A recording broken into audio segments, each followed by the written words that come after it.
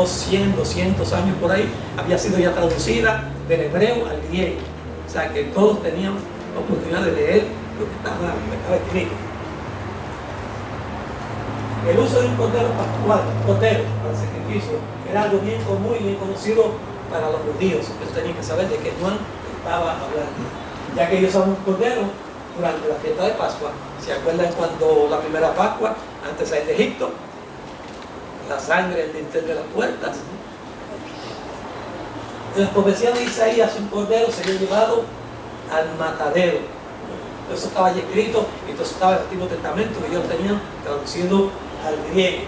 Como cordero fue llevado al matadero, decía Isaías en su Salmo 53, Salmo mesiánico, Salmo del libro. Y en los sacrificios diarios de Israel se ofrecía un cordero.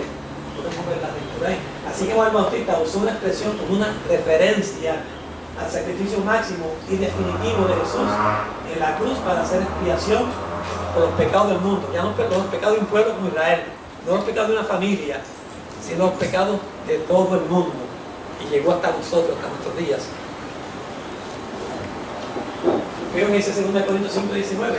Dice que Dios estaba en Cristo reconciliando consigo al mundo, no tomándoles en cuenta a los hombres sus pecados, y nos encargó a nosotros la palabra de la reconciliación. Que es muy bonita. O sea que Dios por su propia voluntad, por su propio designio, usó a su Hijo Jesucristo, sabiendo que era el único sacrificio aceptable y perfecto, y el único medio para poder reconciliar a Dios con el hombre, a Dios santo con el hombre pecador, que es lo que se está tratando aquí, especialmente en Levítico. Dios siempre tratando de acercarse al hombre. Y fíjense que aquí dice consigo al mundo, y por el mundo podemos entender todo el globo terráqueo, pero no quiere decir que todo el mundo va a ser salvo, ni que todo el mundo va a ser redimido. Solamente los que acepten ese sacrificio son los que van a ser salvos, como la persona que está aquí a su mano derecha en el Nuevo Testamento. Los que acepten ese sacrificio, que ya no hace falta más ninguno, ya usted no tiene que hacer ningún sacrificio para acercarse a Dios. Ahora ya Jesús hizo su sacrificio de una vez por todas.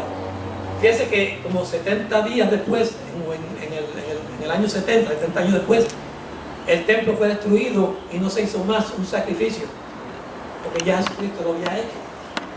En el año 70, el general Romano Tito destruyó el templo, que ahora se llamaba el templo de Herodes, y no hubo un sacrificio más. Ezequiel dice que entonces tendremos sacrificio nuevamente, pero sería en el templo milenario.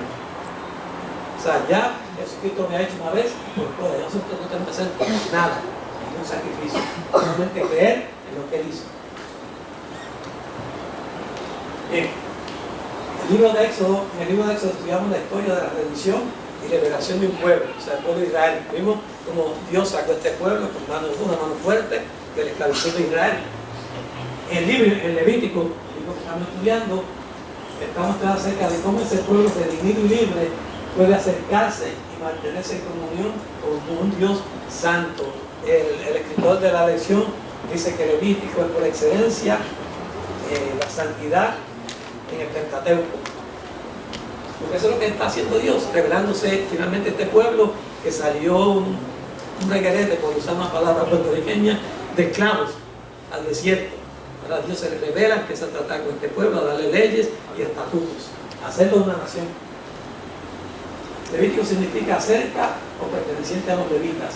Los levitas eran los integrantes de una familia extendida que descendía de los hijos de Jacob. ¿Cuál de los hijos de Jacob? ¿Cómo se llama el hijo de Jacob, de donde salen los levitas? Leví. El tercer hijo de Jacob con Lea. O sea, Rubén fue el primero, el primogénito. Le siguió Simeón, le siguió Leví, le siguió Judá, Isaacar y Zabulón, los hijos que tuvo con Lea. Fíjense, haciendo un paréntesis, aunque Lea siempre pensó que su marido no la amaba, parió dos hombres importantísimos.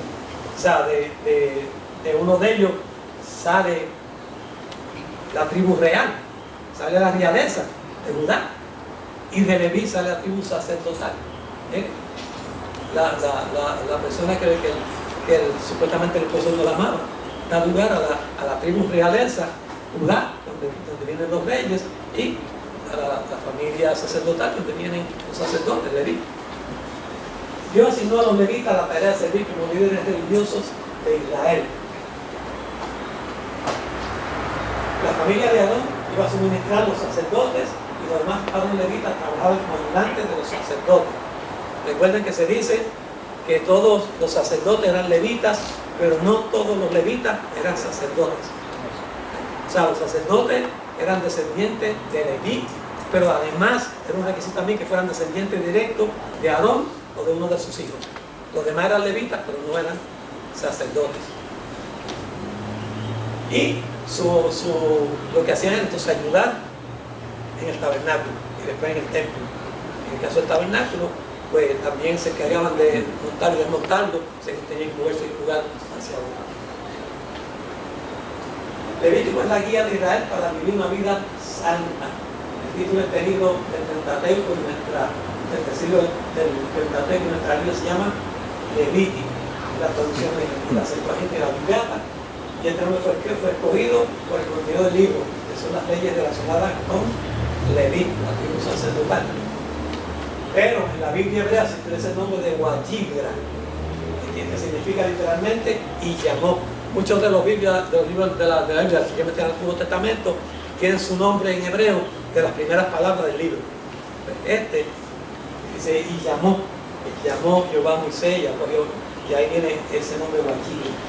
Hasta este momento histórico los israelitas tenían conocimiento de cómo adorar y vivir delante de un Dios santo de sus antepasados. O sea, estaban como Job. Recuerda que Job dijo en una ocasión, de oídas te conocía. Esta gente sabían del Dios, pero del Dios de sus padres. No tienen conocimiento propio del Dios de ellos. Y habían estado en Egipto mucho tiempo en esclavitud, varios siglos, 400 años. Y sabemos cómo era Egipto. Egipto era sumamente politeísta, adoraba a muchos dioses, también era panteísta, el panteísmo, donde para todo era un Dios. O sea, Dios estaba en todas partes. No había un único y verdadero Dios como el que nosotros adoramos. Para ellos el Nilo era un Dios, el faraón era un Dios, los animales, los insectos, todo, el sol, la lluvia, todo era un Dios. Ese panteísmo.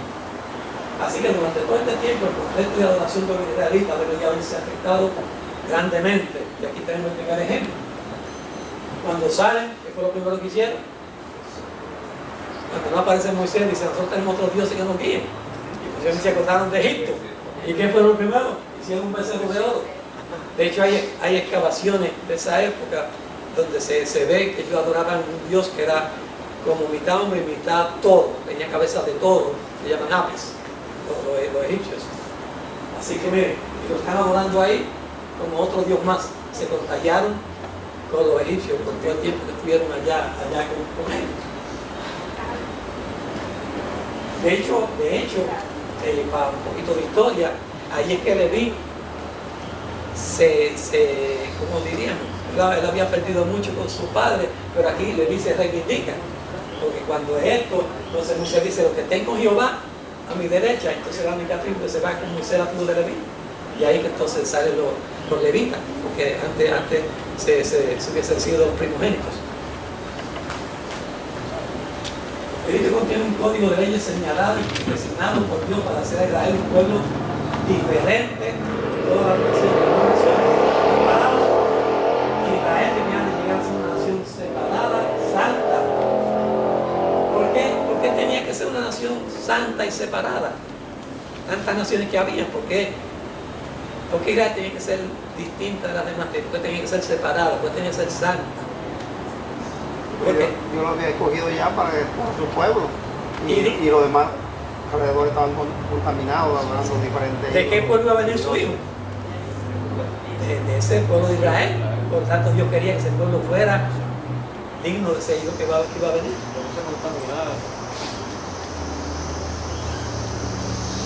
El libro de Levítico abarca un periodo de tiempo de que dura casi un año durante la peregrinación del pueblo de Dios por el desierto del Sinaí. Van a ver más adelante que el Sinaí se le llama a 3 lugares distintos, 3 lugares más o menos en el mismo sitio. O sea, el desierto se llama Sinaí, la península que ahora se llama Sinaí, y el monte se llama también Sinaí.